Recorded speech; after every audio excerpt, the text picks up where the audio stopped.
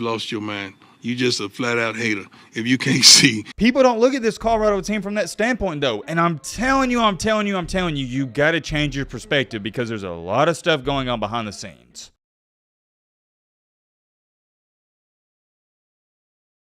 Ladies and gentlemen, boys and girls, the weekend is over. We had some amazing games on Saturday, and we're going to speak on one of those in today's video. It's October 2nd. It's Monday, and y'all know this. I love Mondays because most people, they hate them. They're sluggish, and today is the day where you can get ahead of the rest of the competition because whether you believe this or not, life's like a video game. It's player versus player. If you can dominate on Mondays and just get a little bit ahead, it makes the rest of the week that much easier. I hope all of you have a great start to your week. And to be honest, I'm already looking forward to Saturday. I'm ready. Let's go. We got a lot of big time matchups on Saturday, the one up and coming. But for now, at least, we're going to talk about what happened in that Colorado USC game. For those of y'all don't know, on Sundays, we do our recaps. That's a big video on the channel, but we don't even talk about Colorado game on Sunday because it gets its own separate video. What about that? I can't believe I'm saying this, but Colorado is currently that important. They get their own separate recap. It seems like to me, at least you guys like it that way, and I'm a fan of the people, and I want to give the people what they want. So in this video, yes, we're going to talk about the game, but more importantly, we're going to talk about this Colorado team and program in general. Because I've come to find out a lot of people aren't noticing this one certain thing with this Colorado team. To me, it's fairly obvious, but you also have to understand I've been keeping up with Deion Sanders for the past 3 to 4 years. I know the tendencies his football teams tend to have, and you can see this one from 1,000 miles away if, and I have a big if, you pay attention. That's the key. You got to pay attention because if you don't pay attention, it can just fly over your head. We're going to talk all about that in today's video. I might show y'all the video clip of where Deion Sanders, he even addressed this. We ain't doing no intro, none of that. Let's just get straight into it. So on Saturday, USC, they beat Colorado 48-41. And in my live reaction, I stated,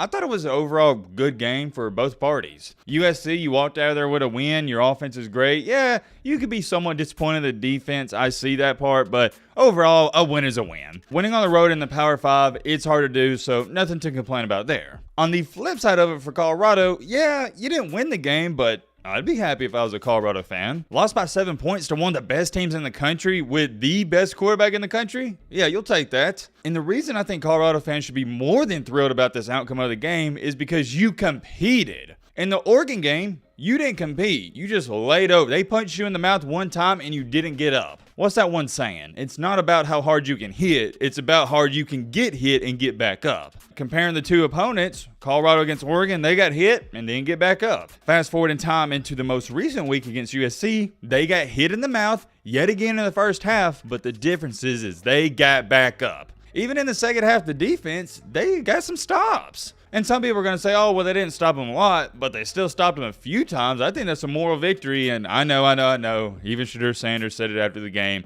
What's a moral victory? That's not a real thing. Trust me, I'm in the same boat, always been in that boat my entire life. I don't do moral victories myself. But however, let's not act like this wasn't a moral victory, because it was. Like I stated, though, final score wound up being 48-41, and you also need to throw this in there. If Colorado didn't just gift USC golden opportunities in the first half, Colorado would have had a legit shot of winning this game. Shadur Sanders, he threw that one interception. That was pretty bad. And then they had the block punt. By the way, what in the crap was that punter doing? My conspiracy theory on that is that the punter, he had the USC money line and he was wanting the punt to get blocked. I don't even want to talk about that. And they made some other mental mistakes in the first half. Just wasn't good. Colorado didn't play bad in the first half, but they didn't play as good as they needed to be in the game. And I stated this in a live reaction. Trust me when I say this, USC is already great enough. You don't need to hand them opportunities. And that's what happened in the first half. I believe at halftime wasn't the score 34-14. So when you look on the grand scheme of things, Colorado's defense only gave up 14 points in the second half. Not bad at all. You'll take that, considering their defense is awful. Make no mistakes about it. Colorado arguably has one of the worst defenses in the country, and USC's isn't too far behind them.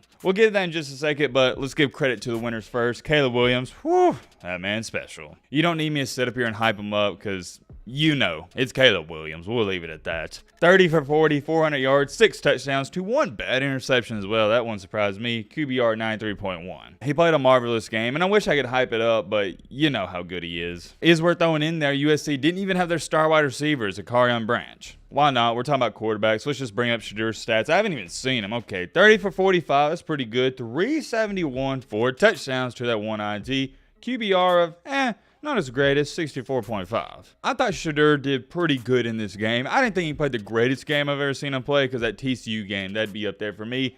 But he did good. Did really good, but once again, not shocked because I know how good Shedeur Sanders is. I was on the Sanders hype train last year at Jackson State when nobody was talking about him. That's one of the things I was right about with this Colorado team. I tried telling people, man, Shedeur Sanders is the real deal. And what did everybody say, all the non-sayers?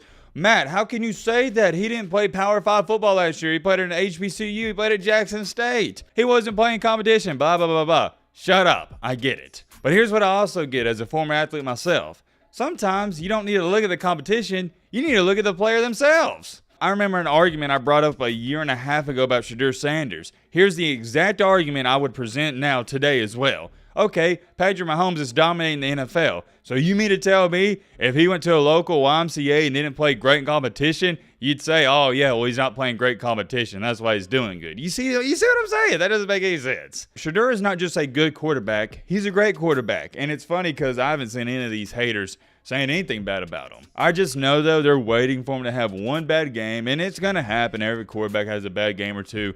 And they're going to come out and they're going to throw him to the fire. That will happen, so it'll be interesting to see how that plays out. But all in all for the game, Colorado had a great offensive showing and a very poor defensive showing. It's as simple as that, and vice versa for USC. Offense was great per usual, and your defense was awful. And it's really a shame because I was high on USC heading into this season, and heading into this game, I had them ranked as number 3 in the country in my rankings. I just thought this defense was going to be better this year, and I know USC fans don't want to hear this, but it's the cold hard truth. At this point in time, if you don't improve, this is the same USC team from last year. It is a carbon copy paste, and you might get argued and say the defense is worse this year. Give all the credit in the world to Colorado because they put up 41 on your head, but come on, man. 41 to Colorado. They didn't even have their best player in Travis Hunter. I'll leave it at this for USC. If you don't fix this defense, and I mean fix it fast, you won't compete for a championship. I don't care if you got Caleb Williams back there or not. If you can't stop people, it is not a recipe for success. Every national champion, at bare minimum, has a slightly above average defense to an outstanding defense. Even that year in 2019 when Joe Burrow's LSU team won the title, yeah, their defense wasn't great. It wasn't some Georgia defense, but it was at bare minimum average. The problem with USC is their defense is just bad. Getting a move on though, after the game, Deion Sanders in his press conference stated this, quote unquote, "If you can't see what's coming with Colorado football, you lost your mind. You're a flat out hater." You know what I find extremely funny about that? What did I tell you guys last week? Hey, whether Deion Sanders admits it or not, he knows year one, this is a free trial. He's not even taking it. I mean, he's taking it serious, but he understands the bigger picture. He's not going to tell the media, oh yeah, we're just trying to put pieces together this year, get ready for year 2 and year 3, but deep down he knows that. Because you don't want to give out that type of vibe because then this year's team feels like, oh, it's for a waste. If you can't see what's coming with CU football, you've lost your mind. You're just a flat-out hater if you can't see what's going on and what's going to transpire over the next several months. Something's wrong with you. And in this statement, you heard him. If you can't see what's going to happen and transpire over the next few months, you're a hater. I agree, man. I agree. And let's look at the bigger picture here, because I saw a lot of people on Twitter saying stuff like, oh, you know, that's just another lousy excuse for not winning the game. Oh, he talks all this talk and they have all this hype, but they're not winning games and blah, blah, blah, blah. Well, here's what I think a lot of people fail to understand. This is year 1 for Coach Prime in Colorado. Yeah, he talks a big game, but he's also Deion Sanders. He's done that ever since he was 15 years old. I don't even think he intends to come off this way. Maybe he does, but he's a natural promoter. He promotes his team and he promotes his brand, and it makes all these high school kids want to go there and play. Say what you want, but it looks fun to be a Colorado football player. You can't say that for many other teams out here. And let's also look at it from this standpoint. Not that, okay, Colorado lost to USC, but how about this? How about we say, okay, Colorado only lost by 7 points to one of the better teams in the country, a top 10 team. I think that's pretty good because Nebraska's been quote-unquote rebuilding for the last, 5, 6, 7 years, and they can't even win 6 games. Nebraska can't even compete with teams like USC. And yet, Coach Prime lost by 1 touchdown to the best quarterback in the country. And let's throw this in there. USC didn't even make a lot of mistakes. Caleb Williams played out of his mind, and they still only won by 7 points. I think a lot of people have forgotten how terrible this Colorado program was just a year ago. What's impressive about this to me is how quickly he turned this around, and I think a lot of people have forgotten how bad they were just due to the recent success. I think everybody is expecting now Colorado to beat teams like USC and Oregon because they start out the year 3-0. When in reality, this team shouldn't even be competing in these games. Granted, yeah, you still lost, but here's what people aren't understanding about this Colorado USC game. These recruits in high school, I talked to a bunch of them, they're now looking at Colorado and going, well, dang, they really are on the come up. They only lost to USC by 7 points. Like I stated, Shadur Sanders and Deion Sanders, whoever, they can tell the media there's no such thing as moral victories. But yes, this most definitely was a moral victory. Because now these said recruits in high school, they're looking at it from this perspective. Dang, if Colorado only lost by a touchdown, I might be that missing piece they need. All these offensive linemen in high school that are these 3, 4, 5-star recruits, they're looking at this Colorado offensive line going, dang, maybe I'm the missing piece we need or they need. All these defensive linemen out there, the front 7 players in high school, they're going, well, dang, this Colorado defense, if they just had some more help, they could beat a team like USC. Heck, the offense put up 41. People don't look at this Colorado team from that standpoint, though. And I'm telling you, you got to change your perspective because there's a lot of stuff going on behind the scenes. I can't emphasize this enough. Just competing in this game did so much for this Colorado football program. You lost on the field, but off the field, this was a win. Coach Prime eventually will, and I don't know if it's going to happen as early as next year, but eventually, I'd like to believe he's going to get some better offensive linemen and defensive linemen. That's not to throw shade or shots at the current ones, but they're just not very good. There's many more things I could say. I'm going to leave it with that. Let me know your thoughts down below. But